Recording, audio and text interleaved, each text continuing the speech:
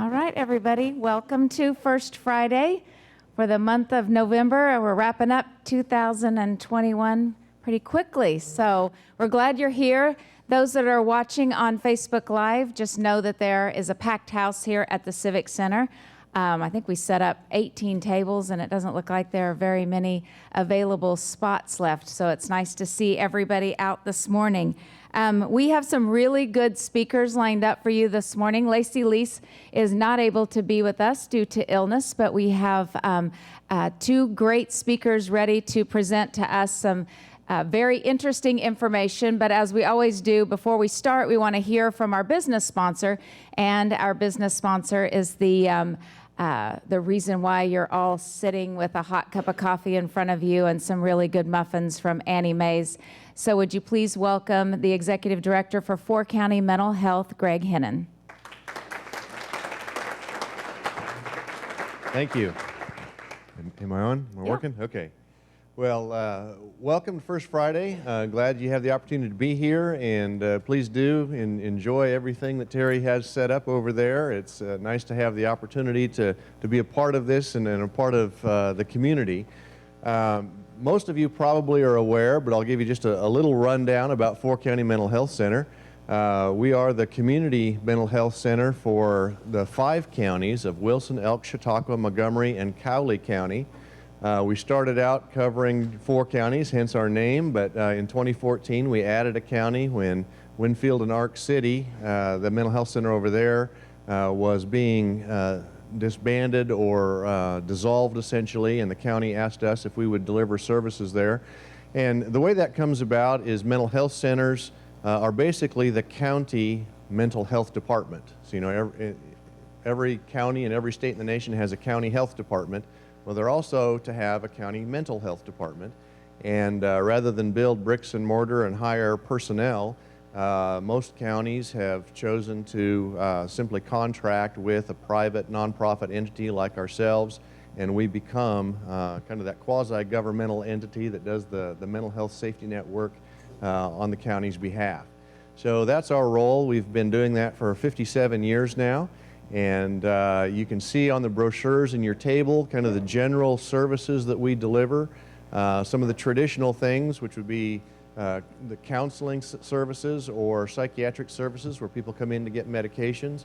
But there's a variety of other community-based and specialty services that we've been delivering over the years.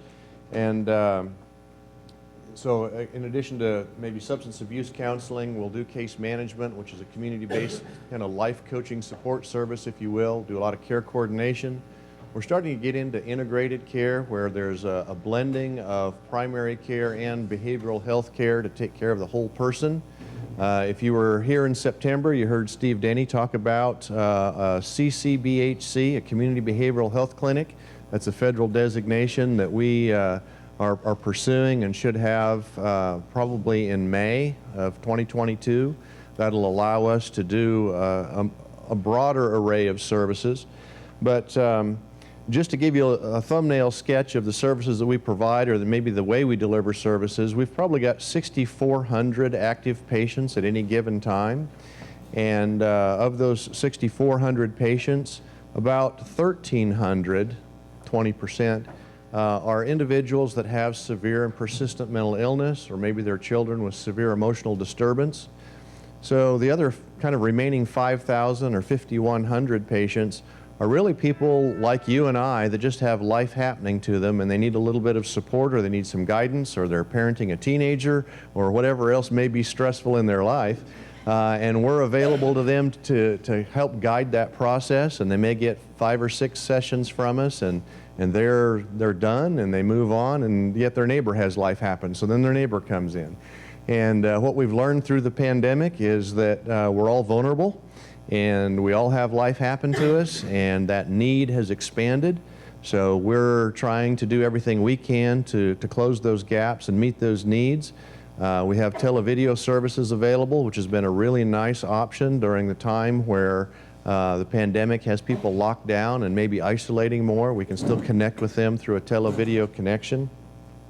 But also, since September, when we talked about our CCBHC certification, we received another grant from SAMHSA to do some expanded crisis services work. We'll be doing mobile crisis types of activities, but also going out in 3 counties, Montgomery, Wilson, and Cowley, interacting in the jails. We'll have clinicians and case managers and care coordinators in the jails to help with transition. We'll get services started with inmates that are there, transition them out into the community and follow-up care there, hopefully to reduce recidivism and improve the quality of their life as well. So a lot of exciting things kind of on our forefront with 4 County.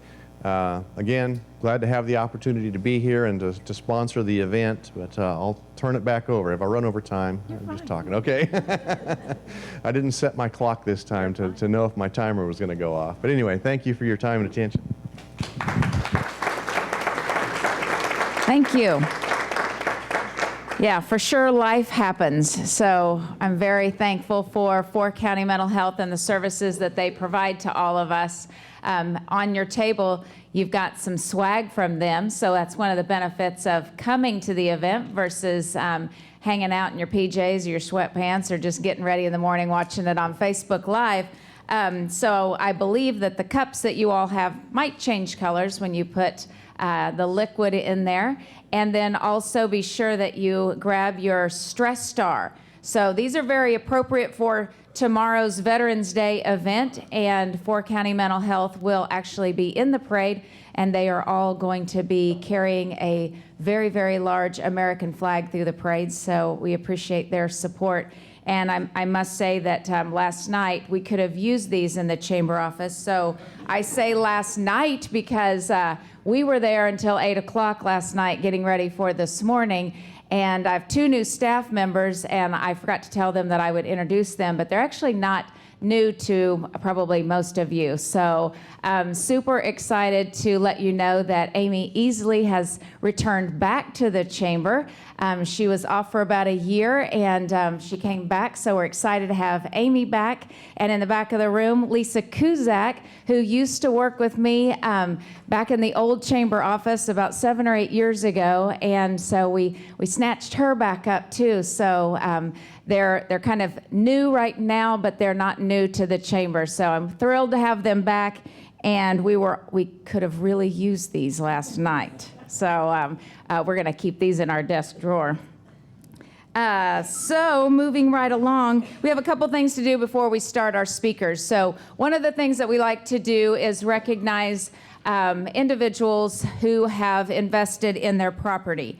So we have an individual who we are showcasing this morning through the Investing in Indy program, and that is where we showcase someone who has made a significant investment in the exterior of their property, which means that it demonstrates beautification and pride in our community. And it's underneath, the program is actually part of the Pride and Beautification Committee of the Chamber of Commerce. And this month's Investing in Indy recipient is the super duper photographer, Eric Montgomery. I don't know if you know him, but you probably have seen a lot of his work, and he has been doing a lot of work on his home at 711 North 9th Street. He has been making lots of improvements through the Neighborhood Exterior Grant Program, and as you might remember, the Exterior Grant Program was established in April to provide assistance to homeowners who want to reinvest in their properties and improve their neighborhoods, hence to create some beautification. 2 or more neighboring homeowners must submit co-applications of $1,000 or more to participate, and then the city will reimburse each co-applicant 50% of the actual costs of the eligible exterior improvements of their home up to $5,000. However, the program has expended all of its 2021 funding, but applications can still be turned in and held for future funding. Keep our fingers crossed. So I'm going to have them flip up some slides up here. So let's take a look at 711 North 9th, owned by Eric Montgomery. So that's Eric's home before he went to work on his home. And he actually, what? Oh, sorry. So that's Eric's house. It's blue. I guess I could turn the lights down and maybe you could see it a little bit better. But let me tell you before we pull up the next picture. So Eric moved the front door. He knocked out some walls in the front room to create a front porch. He put some new doors on, windows, siding, and he painted the house. So Amy, let's take a look at the after. And then look at this one. The next one is a side-by-side of a different angle of his home. Is that not an amazing improvement? 711 North 9th Street. So congratulations to Eric Montgomery. We appreciate the investment that he made. He's not able to be here with us this morning, but the sign right over here is going to be going in his yard for the entire month of April. So you have to drive by and see it in real life. But we appreciate the work that he's done. And he also says he's going to be doing some work on the inside of his home as well. So, but we're not going to go taking pictures of that. We also have 4 check presentations to make this morning. And, it's always fun and very heartwarming when we have an opportunity to make check presentations at First Friday. So Independence is full of very generous businesses and civic organizations and individuals. So at this time, I would like to invite veteran Doug Harland to come forward. On behalf of the Rotary Club, we're going to make a presentation. So, Doug, you want to come up here, please?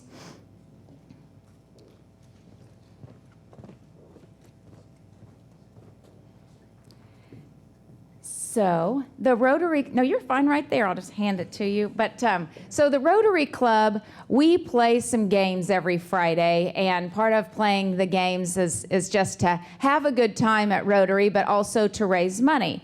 And so the game goes that once there's a winner, half the pot goes to a nonprofit and half the pot goes to the winning Rotarian.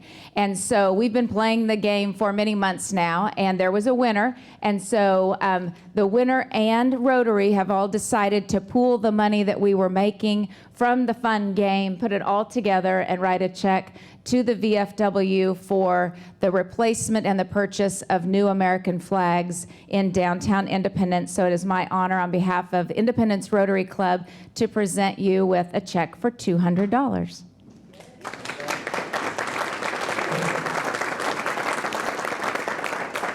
I'm going to have you stay right there. And I would also like to invite Alan Parsons forward. He's the new director of the new Veterans Student Success Center on the campus of Independence Community College. He will be joining us up front, if you want to come right here, Alan, with the VFW Commander Bruce Clemens and veteran Doug Harland. He has 2 checks that he would like to present, and I'll give you the cordless mic. No, you want me to do this? No, it's going to be. We don't need a microphone. It's on TV, so we need a mic. Okay. Anyway, thank you.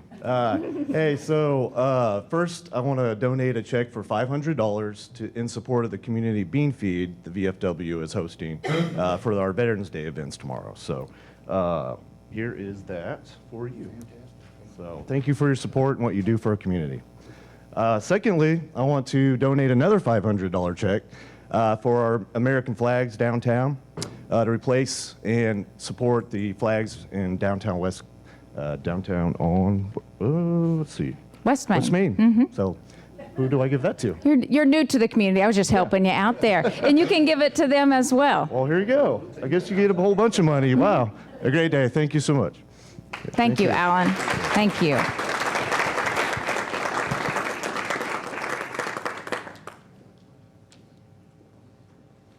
And that's what's cool about having Alan in the community, and he's already done so many wonderful things on the campus and has also been very generous in being able to provide those funds so that we can continue to support the VFW and to show our patriotism through the flags. So thank you for that, Alan. And lastly, I would like to invite Anthony Vaughan to come forward. He's the Vice President of Business Development and the Foundation Executive Director with Labette Health.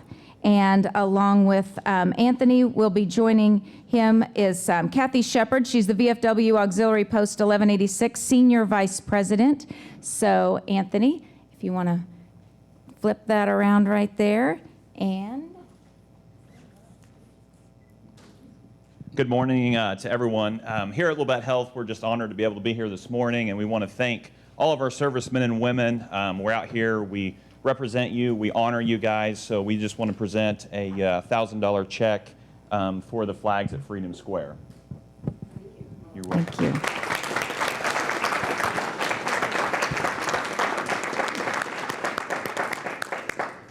Got good pictures. Thank you very much. So if you guys were just enjoying the moment and you didn't have your calculators out or you can't do math in your head, that was $2,200 that was just donated from our community businesses, civic organizations, and individuals to help make a difference and show our love and support and care for all of our veterans and our patriotism and independence. So we greatly, greatly appreciate that, and I hope that you will go out to Veterans Freedom Square and see all the beautiful flags that will be flying, brand new flags out at that war memorial, and enjoy that. If you want to make a donation to that project, Community Foundation for Independence is who you make the check out to. In the memo, you can put Flag Project. You can drop your checks by the chamber office, and we'll get them to the right place. So typically at this point, we do a community update, and I'm going to hit it hard and fast today because most of the community update is going to happen, is going to be spoken about by one of our speakers. So here's what I'm going to tell you. You've got a calendar in front of you, front and back, full of lots of great things happening in November and December. If we've left something off or we've made a mistake, there's still time to make those corrections. It will not be published until around noon today, so be sure and let us know if there's something you would like for us to add, change, or correct. And with that, we have Veterans Day tomorrow. We have a great football game on Sunday. The Pirates are playing at 1. We have business after hours next Tuesday at Commercial Bank, so I hope to see all of our chamber members there at 5. The Veterans Day concert, which Kathy will be talking about in a little bit, is on Veterans Day, the 11th, at the high school, but I want to mention now, and she'll mention later on, the time is at 6 o'clock. It was originally published at 7, and they needed to make a change, so they're moving it to 6. So if you go at 7, you're going to miss it. So make sure you spread the word to 6 o'clock. And Pirate basketball, I'm super excited about that, is in full swing November. Recycling is this weekend. Main Street will be doing a shout out about all the activities going on in preparation for the holiday season, and much, much more. We have a lineup of shout outs at the end, so you'll be getting some more details about things happening in the community. You can go to our website. We always put all the flyers on our website. We have a community calendar listing on the website where you can go into our calendar and see the things that we have data entered in there. And we do a What's Up that's published in the Reporter, as well as a calendar of events that's like the one in front of you. And we do a taped community calendar that runs 4 times a day, Monday through Friday on 2 stations, My Country 102.9 and KIND 94.9, sponsored by Dairy Queen, and that gets a lot of listeners, so we appreciate their willingness to allow us to do that community calendar. And then we do a morning interview every Tuesday at 8:10 on KGGF 690, and that's replayed numerous times during the week. So with that, there's no reason why you don't know what's going on in the community. It's time for our speakers. We work really hard every month to try to bring really good speakers, interesting speakers, those that have relevant information to share with us. And this morning we have 2 great speakers lined up for us. First up, we have our Chief of Police, Jerry Harrison. So at this time, would you please welcome Jerry Harrison? Oh, your fan club. And Jerry's fan club. Yeah, I think I will. I'll probably need the wireless one. This is a pretty visual presentation. So if you've been paying attention to what's happening with our local government, we tried to work on improving services this year. We tried to increase the police department personnel, and that of course came with a tax increase, and if you were paying attention, that did not work out. So today I wanted to present to you some of the challenges that the police department is facing, because we're at a crossroads at this point. We've put it off as long as we can, but we've come to a time when it's time. You have limited resources, and you have an essential function that you provide, which for us is crime prevention and enforcing the law. And so some things that are nice to provide have to go away. And so now we're at a point now where we need to begin focusing on what we can do and what we're really supposed to do versus some of the nicer things that we wish we could do. So this presentation is I just call it living within our means and trying to make a difference. Uh-oh, it's not moving. Can you move it for me? Okay. So as I said a minute ago, we tried to add 2 personnel in 2022. We were not successful. Those 2 officers would have cost the average homeowner in Independence, so average home in Independence is $80,000. They would have cost the average homeowner $1.54 a month. $1.54 a month. So I did a little research. According to the Rand Corporation, they have a cost of crime calculator, and those 2 officers, according to their research, would reduce the social cost of crime by almost $1 million. Now that's not the city budget, that's social costs of crime. So that's things like medical bills, crime prevention costs like ring doorbells, alarm systems, productivity loss, police costs, imprisonment and trial. The list goes on and on. So social costs are not the same as the city budget. But you can see that 2 police officers could have made a big difference in our community. And keep in mind that IPD is funded entirely by tax dollars. We don't have other revenues streaming into the department. We come straight from the general fund. So this is a flow chart of our department. These red, anybody in red up there is new and in training. The green boxes represent open positions. So as you can see, effectively right now we are 1, 2, 3, 4, 5, 6, 7 people short, effectively. And particularly when you consider we just went through Neowalla with 1, 2, 3, 4 short through Neowalla. So things are a real challenge for us right now. It's really a challenge when it takes, by the time that we hire an officer, put them through academy, train them, get them out on their own to take calls on their own, it takes probably about 6 months total, 4 to 6 months total to get all that done. Dispatchers take about 3 to 6 months before we get them through all their certifications and have them ready to go. So some of this presentation is driven by some of the things that I heard from the community whenever we were going through the budget process this year. And what I heard was, well, the reason we have job openings here is because people don't want to come here because our taxes are so high. Well, that's just not true. Turnover and hiring issues are not unique to our community, and they're not unique to the police department. And right there is the front page of the Indy Daily Reporter. Independence gripped an employment epidemic. So it's not unique to law enforcement. All of us that are leading organizations are suffering right now trying to get good help. Parsons police chief presented at our last Kansas Association of Chiefs of Police meeting, and he found that there were greater than 30 police officer openings within 40 miles of Parsons.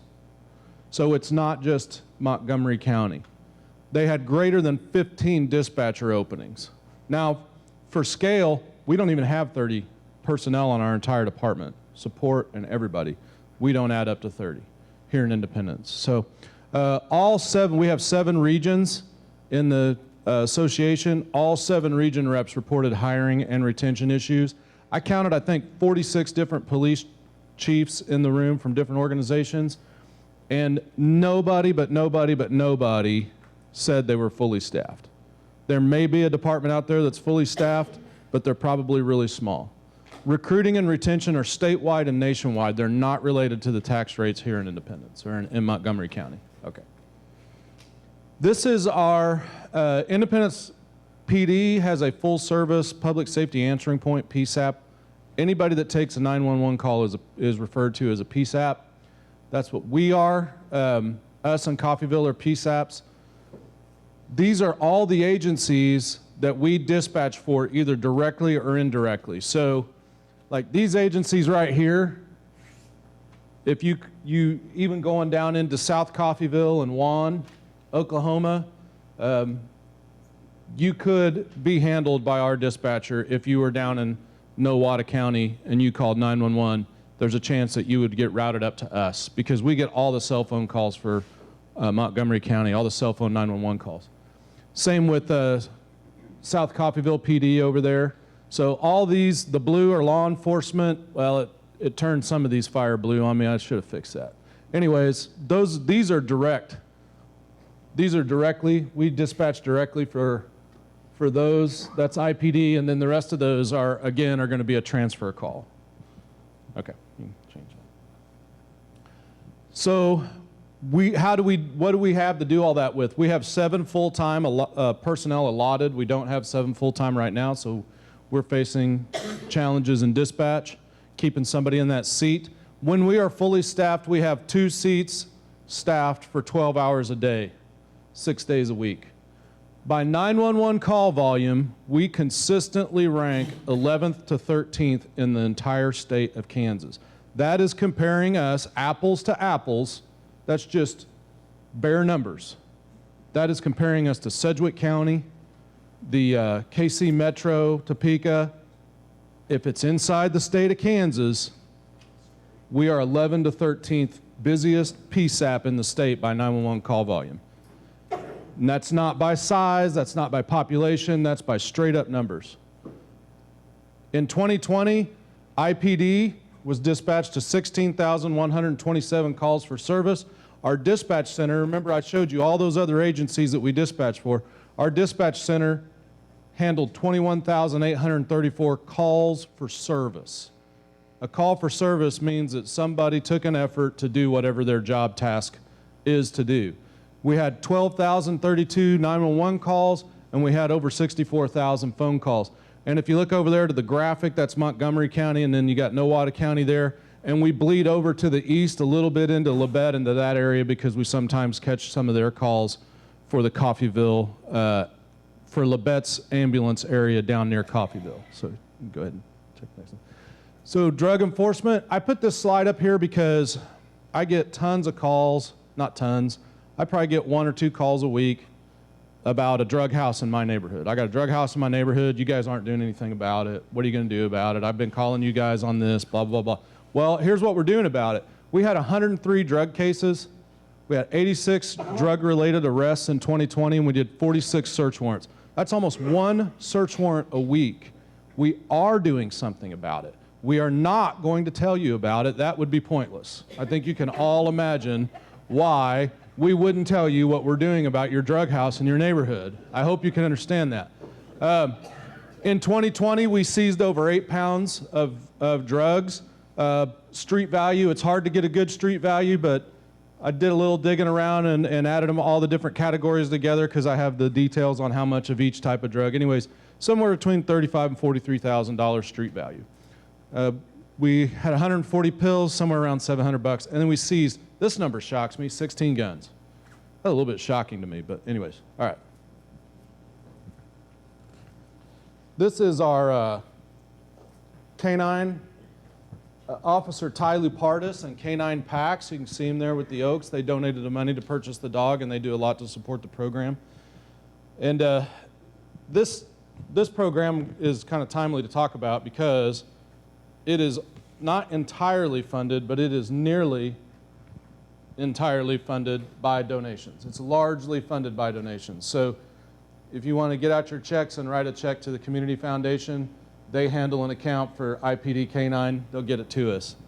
But anyways, so what does our dog do? It searches building, tracks suspects, locates evidence, arrests fleeing criminals. Handler protection. So if somebody gets down and starts beating the laundry off a Ty, that dog will come eat them. It detects methamphetamines, marijuana, cocaine, and heroin.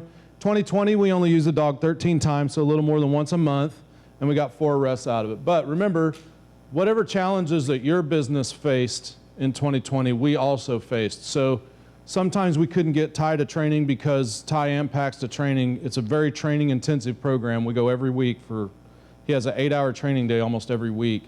And we weren't able to get him there. A lot of the training got canceled because agencies were not allowing their officers to travel. The city had policies on that. And now this year we're having issues with manpower. So Ty is actually working a regular shift instead of doing what a canine officer should be doing a lot of the time. We're still able to cycle him in to do a little canine work here and there, but we're just not able to do it to the level we would like to do it. Okay, I'll take it. So this is just a breakdown of our calls for service. So remember I told you we had a little over 16,000 calls for service. We had over 2,200 police reports, 144 crashes, 266 traffic stops, and 21 DUIs. Roll on. So now I'm going to talk to you about every year the KBI puts out what's called the crime index. They use incident-based reporting. So first of all, I want to talk to you about what a crime rate is so you understand what a crime rate is. This is our best effort to be able to, I guess, statistically to compare ourselves as close to accurately as we can with other communities, but I'll go into that a little bit more about why you need to be careful doing that with the crime index. But there's three numbers on that crime index. There's the overall crime index, there's the violent crime index, and then there's a property crime index. But each one of those, you take however many crimes you had in that category for the year, and then you divide it by the population of the community. So just to give you, that is how we arrive at that number. So I'm not going to spend a lot of time going into that. We'll just keep on strolling here. So we use what's called incident-based reporting, and incident-based reporting has some advantages and disadvantages. One of the things that I hate about incident-based reporting is these extremely intellectual and totally honest people that have blog sites will get on there and write extremely accurate things about how this is the most lethal, dangerous city in the state of Kansas, and anything could happen at any moment, watch out. Well, they're not representing the numbers appropriately, and they need to learn what those numbers mean. So under incident-based reporting, every single criminal act gets reported as one standalone event. So this, for a realtor or someone moving into our community or someone trying to sell our community to new people, this is misleading because it artificially inflates the appearance of crime. So, for example, under incident-based reporting, if someone were to break into a home and they were discovered by the homeowner and they murdered the homeowner, and then, because they don't want to leave a witness, and then they escape and they think, well, I'll just burn the house down to destroy all the evidence. That comes in as 3 different crimes. That gets reported as 3 different events. Not one event, but 3. It would get reported as a burglary under property crime, it would get reported as a homicide under violent crime, and it would get reported as an arson, and arson is a category that stands alone. So, scroll on there. The advantage of incident-based reporting is it allows us, those of us in the law enforcement role, it allows us to look at exactly what the problems are in our community and learn how to address or how to best reduce crime in our community. But like I said, for the vast majority of our citizens, it artificially inflates that fear of crime because remember that one incident now comes across as 3. So it's difficult to compare, using the crime index, it's difficult to compare Independence to Wichita or to Topeka and say, well, this city's more dangerous or that city's more dangerous, because you cannot account for how many times that one incident appears on the index. You would have to go through our reports and make that determination. Okay, you keep rolling. So another thing with the crime index is it doesn't cover all crimes. So when we talk about the violent crime index, we're looking at murder, rape, robbery, aggravated assault, and aggravated battery. These aggravated crimes in Kansas, this is your felony crimes. So this is not going to be your neighborhood barroom brawl that happens on occasion. This is not going to be the road rage incident that you saw at the intersection. These are serious violent activities. The good news is, I hesitate, probably shouldn't call it good news, but something that you really need to think about when you're trying to assess the fear, how worried should I be about becoming a victim of crime and independence?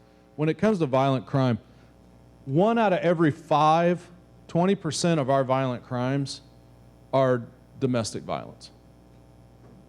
So, and the other takeaway from that is, in general, when you talk about crime, the vast majority of victims of crime, not all, so don't twist my words, but the vast majority of the victims of crime are themselves involved in crime in some way. So if you're not involved in crime in some way, your chances of being a victim of crime are reduced significantly. Okay, so do the next one. Okay, so the next category is property crimes. And in property crimes, the index only looks at burglary, theft, and motor vehicle theft.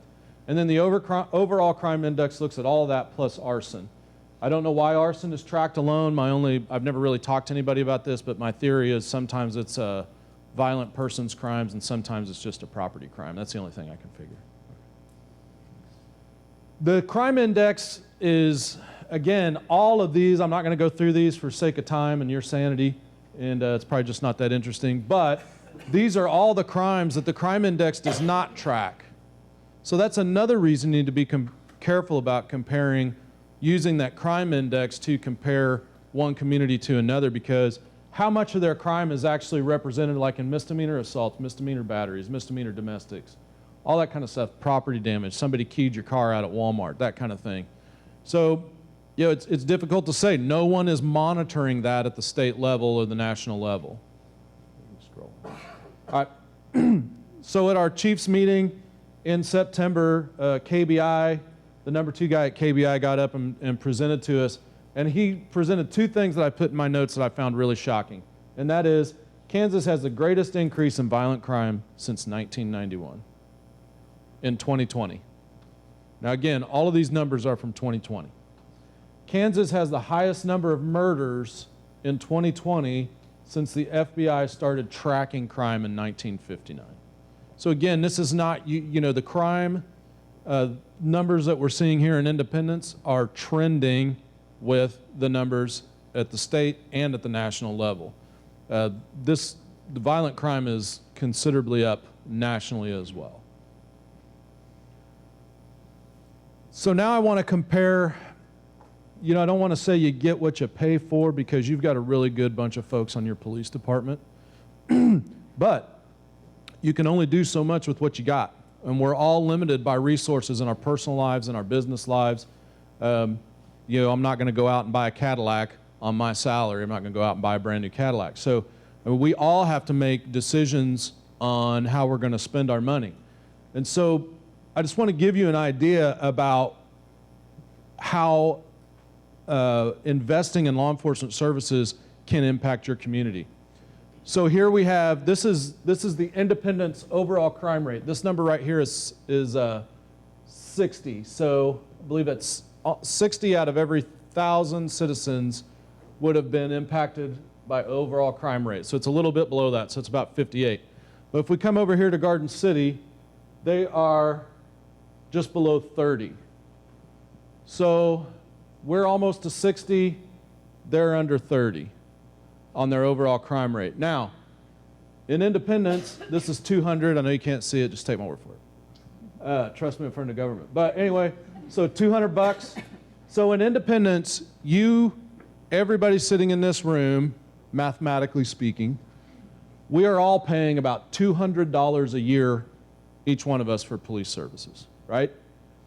If you lived in Garden City and you had this much lower overall crime rate than we do, you would be paying $375 a year for police services. Do you see the difference that investing in police services can make? So I did a comparison. This is a dollar to dollar. This is not based on, by the way, that was per capita. That is not based on population. It's based on individual person in the community. So in this slide here, our budget was $1.6 million. And Coffeyville, if we were to invest in police services at the same level that a citizen in Coffeyville does, not the community, understand, the citizen. So this is an apples to apples comparison. We'd be at $2.3 million budget. If we were to invest at the same level as Parsons, we'd be at 2.2, Hutch 2.1, and Garden City, we'd be down here at 3.1 million. And we're at 1.65. So please understand, we have significant limitations on our resources. That's one of the things I'm trying to make sure people understand is, when I talk to other police chiefs, they say, man, your sales pitch ought to be, what are you guys getting done with what you got? Because you guys are doing really good work considering what you've got to work with. Okay. This is per person crime. So let me flip through my notes here because this one's a little bit, this one took a little bit of thinking for me to try to make it clear. But so by our numbers, so this is not a crime rate. This is crimes per person in Independence. So our overall crime per person in Independence is about 0.065. So what does that mean to you? 1 out of every 15 citizens in Independence, if crime were to be, we already talked about this, it's not. Crime is never evenly distributed by people.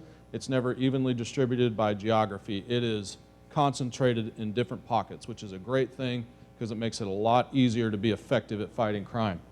But at any rate, Independence is 1 out of every 15 citizens is impacted by the overall crime rate. Oh, again, look at this investment. Here we are at just under $200 per person, and here's Garden City at $375 a person.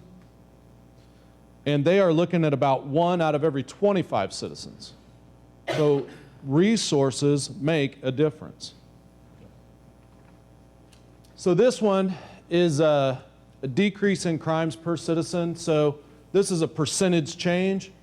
And what I want to show here is if you look at, say, if you look at Coffeyville, their overall crime rate's a little over 40% lower than ours. And their investment in police services is 30% higher than ours. That's what I'm trying to represent here. So by increasing the resource that you provide to the police department, you're going to decrease the impact of crime in your community. One of the things that I heard said in our community and saw on Facebook is that this is one of the highest tax counties in the state. Well, no, it's not. That's not true. That's just, I guess, on social media, I'm 6 foot tall French model guy. I know that comes as no surprise to any of you, but if you see it on Facebook, I should give a class. I think there should be a test for citizenship that involves critical thinking or something because, anyways, Independence is ranked 26th highest out of second-class cities in mill levy per person, out of 96. 26 out of 96. So, I mean, we're not low, but we're not high. Southeast Kansas cities with the higher levy per person, and these are the cities that I found. I don't know where Scammon is. We were talking about that the other day. You guys probably know, I'm not from around. No. So, all that's well and good, but it doesn't make your community safer. So it's time to quit whining, and it's time to talk about what can we do to make a difference. So these are things that I've put off. These are things that are done across the country. They've been being done across this country for probably over 50 years in law enforcement, maybe longer. But these are some things. You don't live in Mayberry, and it's time to embrace that fact. And so we can't be everything to everyone because what is our purpose? Our purpose isn't to make you happy. As much as I would love to do that, our purpose is to improve the quality of life in Independence. And so to do that, we've got to change our focus. Not to change it, but adjust it. And so one of the things that we're going to do to get more efficient, to be better crime fighters with what you're giving us, we are going to begin prioritizing calls. So some of these lower priority calls, like alarm calls, funeral escorts, and driving complaints, Alarm calls, it seems counterintuitive to a lot of people, but if you were to live in the Kansas City area, my sister used to live up in Kansas City, they had an alarm call, the police department called them 6 days later. Alarm calls are just a drain on law enforcement, just a drain. And even in some communities, you have 90 days, you have to get a permit to get an alarm, and then you have 90 days to get that thing up and running, and then after that first 90 days, every time that your alarm goes off and it's not a legitimate call, you get fined. And I'm not advocating for that. I'm just letting you understand those are some of the issues that alarms cause. So some of these things that aren't necessarily, and like driving complaints, we get driving when, I remember, my career spans from when cell phones were just barely, not really affordable yet, to today, where everybody in kindergarten has to put their cell phone up on their way into the classroom. And we get driving complaints out the wazoo. You cannot imagine how many cell phone calls we get on driving complaints. We can no longer afford to send officers out on every driving complaint because, again, those are also a massive drain. So what do we need to focus on? Car crashes, obviously high priorities. Assaults are high priorities. Domestics. These drug houses, they're not going to be a high priority. They are a priority. Same with animal calls. Same with civil standbys to keep the peace when people are moving in and out. Okay. So another thing we're going to have to do is we're adopting a formal case management process, and that means that as cases come in, we're going to apply solvability factors to those, and the amount of resources that will get applied to your investigation will depend on the severity of the crime and the amount of solvability factors there. So if you go on vacation and your grill gets stolen and you call us and you say, I don't know, I think it was there in April and then I was on vacation for 2 weeks in August and now it's gone. That happens. You guys laugh. You're laughing, but it happens. Happens all the time. We get these calls. You get a burglary call, and I was there August 1st.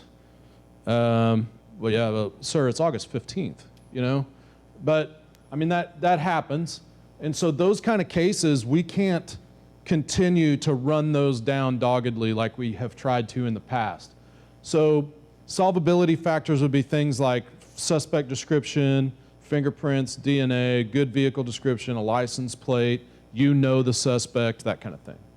So low scores will be set aside. It doesn't mean we won't investigate your case at all. It just means that you need to bring us some more. As time passes, if you get more information or more information comes in, we'll run it down. This is a community crime map. So if you look up community, I believe it's communitycrimemap.com, we do participate in crime mapping if you want to go take a look at it. This, I believe, yes, this is the property crime map for 2020. This is the whole year of 2020, the property crime index.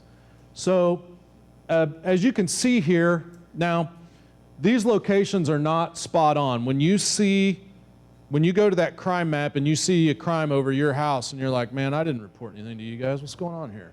Well, they use what's called geomasking so that criminals can't go, well, there's an easy target. Let's go hit that target.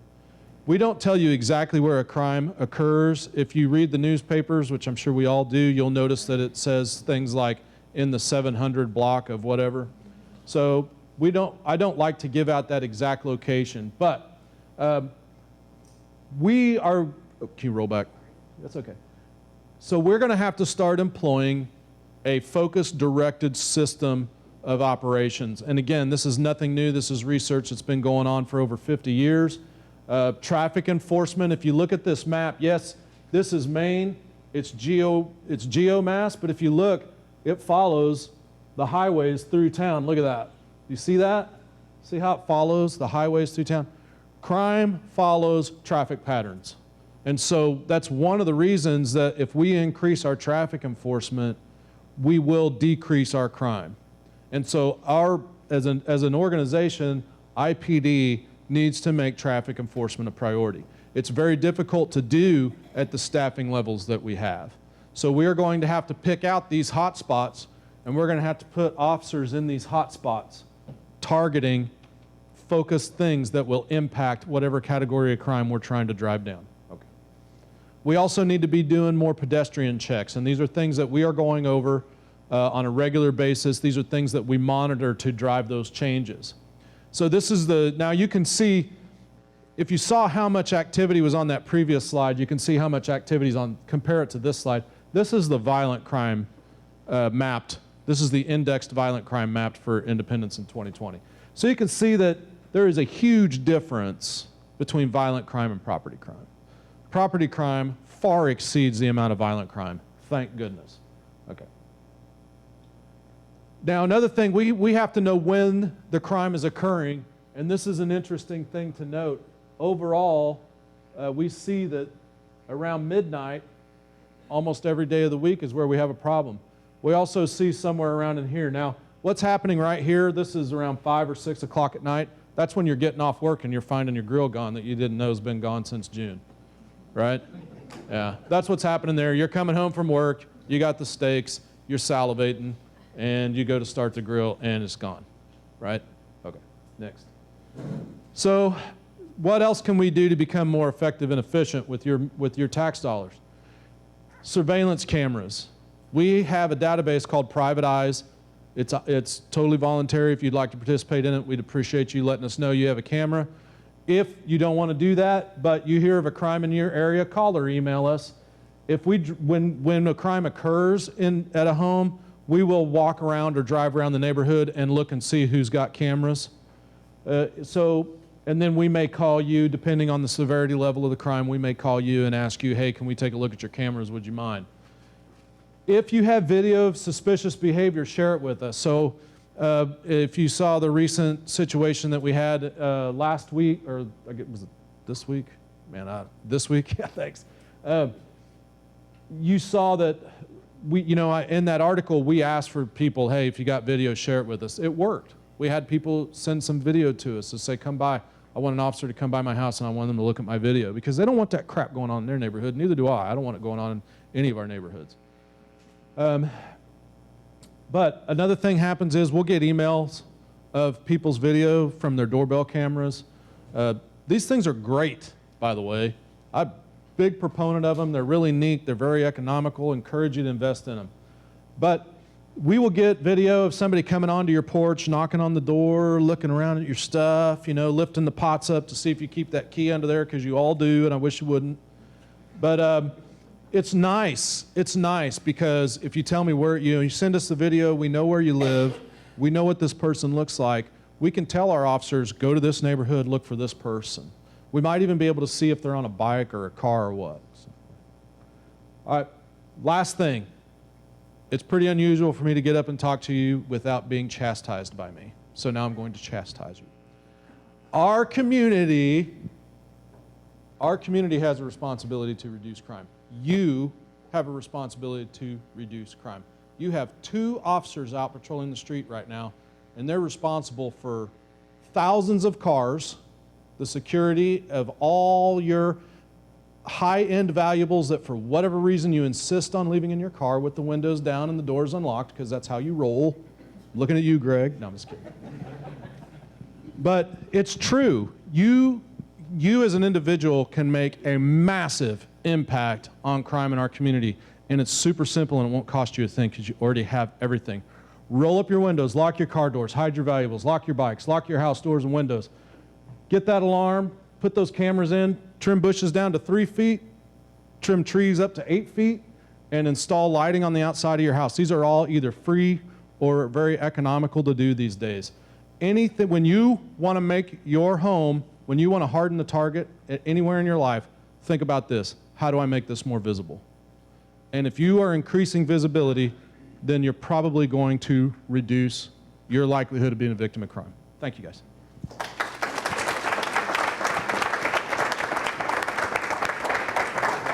Awesome job. Thank you very much. I heard his presentation at Rotary, and we knew this was very valuable information to have. It's important that we all understand the situation that our community is facing, and in particular, our police department. So I had lots of takeaways from that presentation.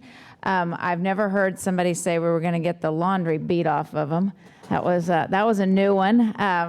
And when he says he's not going to, what is that? Your driving complaints. that did not mean that all of us can go out there and drive crazy and no one's going to check on that when they call into the police department. That means we all need to start driving carefully so we don't cause the police department to have unnecessary calls coming in. And in all seriousness, I'm joking about those things, but I do want to say, and I know that I speak for everybody in this room, that we appreciate, Jerry, everything that the police department does. We know that it's a thankless job and that we're all real quick to complain and such, but we do appreciate everything that you do to keep us safe. And especially this time of year, my goodness, golly, Miss Molly, the city, the IPD, the fire, the EMS, if you think about it, we had 3 parades last week. We're having one tomorrow. We're having another one in a few more weeks. And the entire time we're enjoying all of those things, the people that I just mentioned are out working so that we can make that happen in our community on top of fighting crime. So thank you very much for what you do. All right, it's time for our last speaker. She's going to tell us all about the exciting things that are happening tomorrow at the Chamber's 5th Annual Veterans Day of Honor. Would you please welcome Kathy Shepard.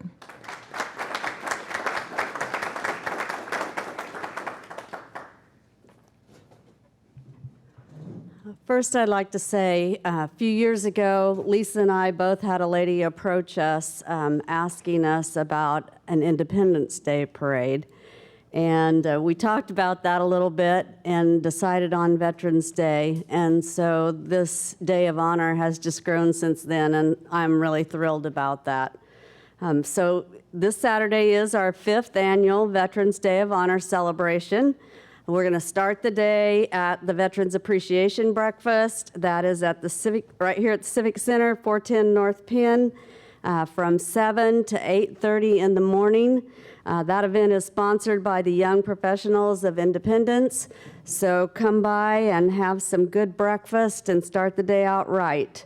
Enjoy the beauty of the American flags flying along Penn Avenue, with the amazing veteran banners hung in historic downtown and on West Main. Every flag, 40 by 60 at Penn and Chestnut. We are going to have Evergy's flag there.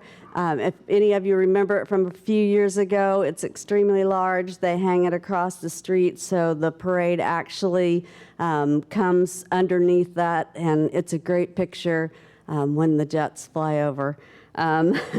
So come on out and see that. I don't know about the rest of you, but somebody might be complaining about my driving when I drive downtown and those veteran banners are out, because I can't help but look at them. They're awesome and amazing, and thank you, Tabitha and the City of Independence, for getting those done and getting them out. They look beautiful. Eisenhower students are demonstrating their appreciation for our veterans.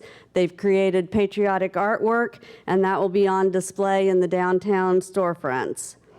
The high school art department, this is the first year we've done this, they have painted patriotic rocks, and we'll place them in the downtown area on Saturday.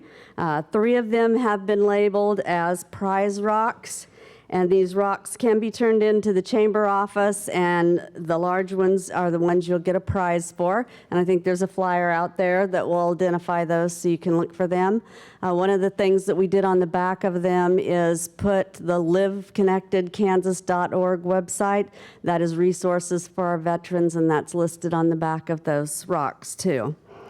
Everyone is encouraged to participate in the free Run for the Colors. It's a 5K family run walk sponsored by Labette Health. There's no cost to participate, which is new this year, and that's awesome. So come on out and participate in that. Just jump into some red, white, and blue activewear and join the fun.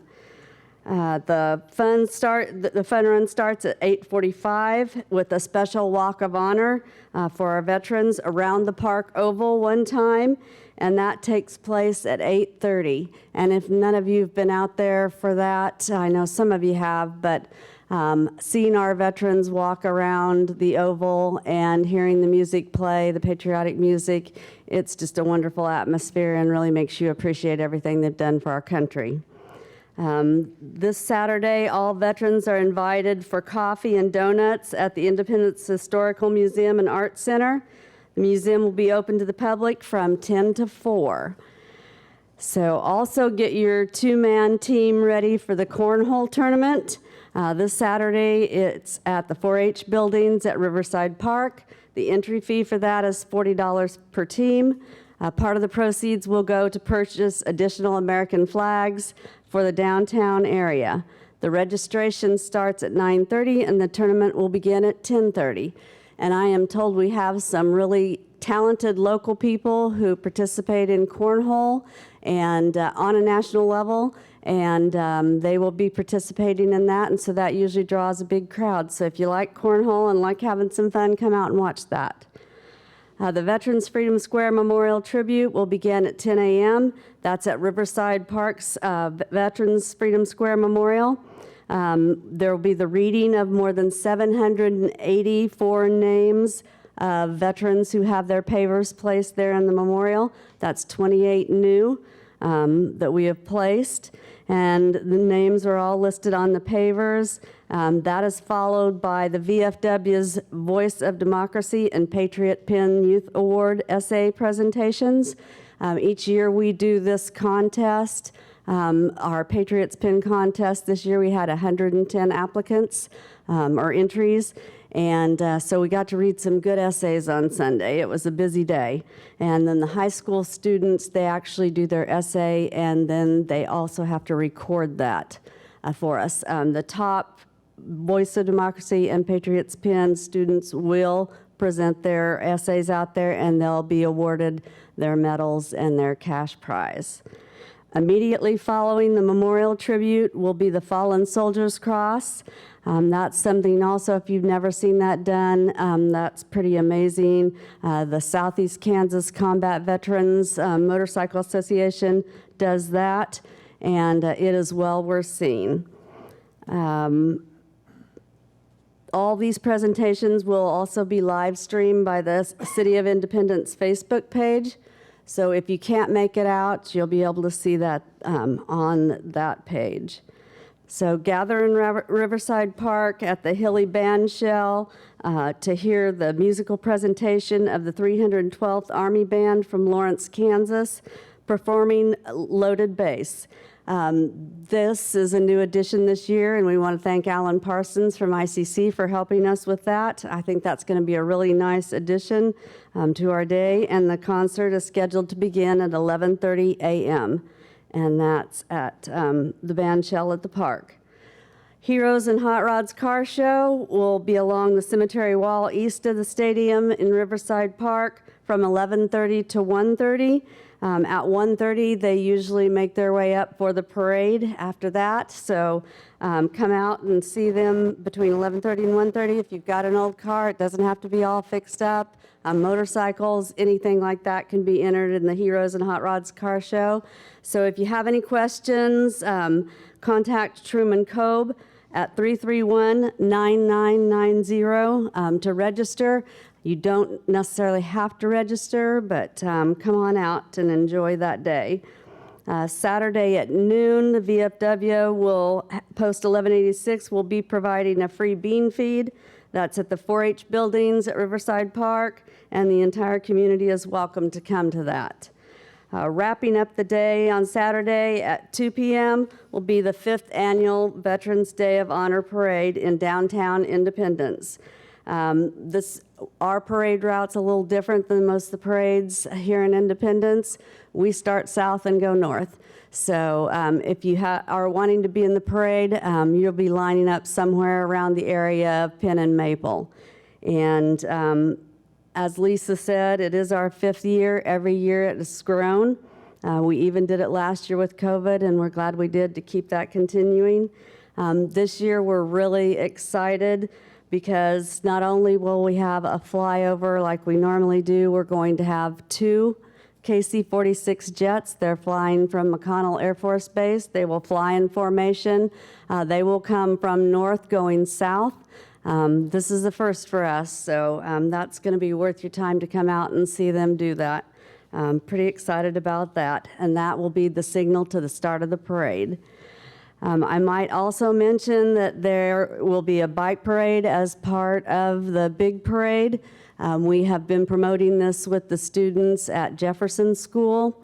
One of the soldiers out at the 1011th actually did a little video for me that the school is playing and the bikes are all decorated up and they're out at the school on display to encourage those students to come out and participate in the bike parade on Saturday. Those participating will all receive a ticket, and a bike for a boy and a bike for a girl will be given away at the end of the parade on the steps here at Memorial Hall. That the bikes have been donated by Chris and Debbie Moore of SECTAM of Independence, and like I said, that'll take place immediately following here at Memorial Hall. So we've got a big day planned for Veterans Day of Honor. Come on out. It's supposed to be really, really nice. We've had some cold weather. We've had some rainy weather before, but this weather's supposed to be awesome. So come out and join us, honor our veterans, and enjoy the things that your community can put together when they put their minds to it. Thank you.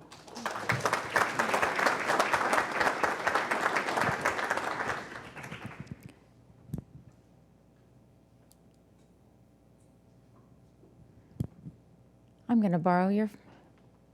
You drained the battery, Jerry. All right, shout outs.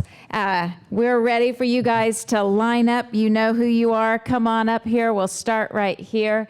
And while they're getting in place, I want to thank everyone who serves on the Veterans Day of Honor committee. It's a big committee, very active group of people. Kathy really leads us in the right direction and is always comes through with the help of Joel Darbrow on the flyover, so we greatly appreciate that. So Georgiana, you want to come on up here and start us off? Yep. My name is Georgiana Epps, and I am the coordinator for the Salvation Army, ringing the bells, and we are going to need the community's help in getting people to help ring the bells. We didn't have a bunch of help last year, and I thoroughly expected that because of COVID. We're still doing protocols on COVID. We encourage people to wear a mask. If you have a youth group, say the college basketball, football teams, several organizations from the college have helped us before. The student council from the high school helps us each year, and I appreciate all of it. This is my third year doing this, and I really can use your help. You can reach me daily at the Community Access Center. Just call that number, and they'll get you in touch with me. And also, the Salvation Army sends out flyers in the Reporter each year, and that money from those stays right here in our community, along with everything that we raise in the kettles. If you are getting flyers in the mail from somewhere else, wherever the address is on that envelope, that's where the money goes. So to make sure it stays here, either through the Community Access Center or the flyers in the Reporter, that helps us tremendously here. And that money is used through the Access Center to help pay somebody's rent, pay utility bill, like we have flood or we have fire. That money goes for that situation right there. So please help us by volunteering a little bit of time. Our places that we do this at is Walmart, both doors, G&W, and Walgreens. Thank you. Thank you. That wasn't like the Academy Awards where, that wasn't a sign. Alan, you want to come on up here? Well, hello again. How are we doing? Hey, I just want to make sure everyone comes out to support the ICC football game this Sunday at 1 p.m. here in town. We're going to honor our veterans, Veterans Day of Honor football game, and the Veterans Student Success Center at ICC is going to take care of admission for all veterans and their families. So come on and support your Pirates. Thank you. Hi, my name is Paul Molnar. I'm the Director of Theater Performance at Independence Community College. We have a lot of events happening November. So tomorrow, we continue a 60-year tradition of the Anna plays 10-minute plays written by students and directed by students. So come to the William Inge Theater tomorrow, 7 o'clock. And then Monday, November 15th, ICC Theater, Independence Children's Summer Theater, and the drama department at the high school, we're all joining together, and we're doing a performance that's entitled All Together Now. Bunch of big Broadway songs, dances. That's going to be Monday, November 15th at the Inge Theater, 7 o'clock. Then Monday, November 29th, the Holiday Spectacular. The music department, the choir department, the theater department, and the visual arts department are all joining together to do a big holiday celebration. That is Monday, November 29th at the William Inge Theater, 7 o'clock. And then finally, Endgame is going to happen before the next First Friday. So that is December 2nd through 5th. Come to the Black Box Theater and watch an incredible play written by Samuel Beckett, Endgame. Thank you. Good morning. Can you hear me? Okay, great. I am just sending out an all call for all Leadership Independence alumna. We have our inaugural event after a year of planning. It's next Thursday, November the 11th. It's out at the Independence Country Club. It will feature 3 fantastic speakers who will kind of shed some light on leadership from their experience and their roots in leadership independence. Have a little social hour, a couple of fun gifts, and a really great evening of connection. So if you are a Leadership Independence alumna and you have not yet registered for the event, we hope you come see us and call the chamber to make your reservations. Thanks. Thank you. Good morning, everyone. My name's Melissa Johnson, and I'm the one-stop operator from Southeast Kansas Works. And I wanted to tell you guys about a way that we're honoring veterans during the month of November. We're going to be displaying the Veterans Honor Tree at the Southeast Kansas Works office in Independence. And here's how it works. We're inviting veterans or their family members to bring in a picture of their veteran along with information about their military experience. We're going to place that on a star and place that on a tree that will be displayed throughout the month of November. We do have some flyers over here on the table if you're interested in taking part in that, and you can come down to our office at 317 North Penn, which is just a couple of doors down from Annie Mae's. Thank you. Thanks, Melissa. Pastor Bo? Well, good morning, everyone. My name is Pastor Bo, and I pastor First Assembly of God on North 8th Street, and we're sponsoring something called Prayer Walk at Riverside Park, and we're inviting everyone to come and walk around the oval there at Riverside Park on Saturday, November the 13th at 11 o'clock. There's flyers over here on the table. Take a flyer, give it to your pastor, give it to your church, and let them know about it, because we're wanting everyone to be involved and all of the churches in town to be involved. We're going to walk around the oval, and we're going to pray for our city. We're going to pray for our country. We need lots of prayer right now, don't we? And we're going to pray for Israel. And so please come and join us on November the 13th at 11 o'clock as we pray for one another. Amen. Thank you. Good morning. I'm wearing 2 hats this morning. The first one is for St. Andrew's Church. They will be doing their holiday market, the Ladies of the Altar Society, on November 13th. It's a week from tomorrow. And if you are familiar with their market, you'll want to get there at 8 o'clock, because Mary and her Ladies of the Altar Society have been very busy out at her warehouse working, and so that'll go till noon. They'll have crafts, baked goods, a cookie table, a Christmas past corner, raffle, and a silent auction. Then next, the Main Street hat. So our holiday open houses are going to be on Sunday, November 21st. They'll go from 1 to 5 p.m. We're working on a kids' corner downtown that day, a horse carriage, really working hard on that because we love that. It adds a great hometown feel to the holiday open houses. And then at 5:30, the Optimist Club and Main Street will have their Christmas parade. It'll start at the normal down here, you know, the 5th parade in, I think someone said 25 days, but it'll be the last parade, right, for the year. So that'll start at Penn and Chestnut and go to Penn and Maple at 5:30. And then we will do the holiday dollars. We're going to give those away this year at Patio 210. A minimum of $1,000 will be given away, $100, $200, $200, and $500. You must be present to win. We always have questions about that every year, but you must be present to win when your name is called. And we just want you to remember there's no place like local for the holidays. Thank you. Hi, I'm representing the Women for Independence. We're having a holiday crafts fair, and that is November 20th. Can't hear me? Hold it up real close, maybe. I'm representing Women for Independence, the Holiday Arts and Crafts Fair. It'll be November 20th from 9 a.m. to 3 p.m. It's at ICC West. Our organization is a nonprofit. All of our funds that we raise go back into the community. I have with me today a baby. This is a memory doll, where we will be donating 2 of these dolls to a local care center here. And this is to help with their dementia and Alzheimer patients.